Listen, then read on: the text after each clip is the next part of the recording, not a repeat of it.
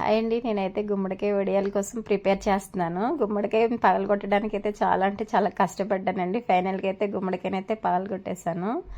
గుమ్మడికాయని పగలగొట్టిన తర్వాత ముక్కల కింద కట్ చేసుకుని అవి చిన్న చిన్న పీసుల కింద కట్ చేసుకోవాలి. కట్ చేసుకున్న తర్వాత మొత్తము అవి కొంచెం సాల్ట్ వేసేసి మొత్తం వాటర్ అంతా పోయేటట్టు అనమాట ఒక క్లాత్లో వేసి బాగా దాన్ని వత్తాలి. వత్తితే వాటర్ అంతా వచ్చేస్తుంది.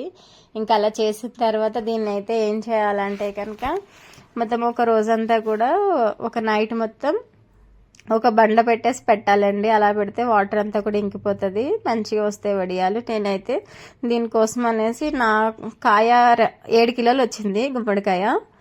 నేనైతే 1 కిలో మినపప్పు నానబెట్టాను. కిలో మినపప్పు గ్రైండ్ చేసుకున్నాను. పచ్చిమిర్చి, అల్లం, జీలకర్ర వేసి నేనైతే గ్రైండ్ చేశానండి. గ్రైండ్ చేసిన దాన్ని దీన్ని అయితే కలిపేసి పెట్టాను.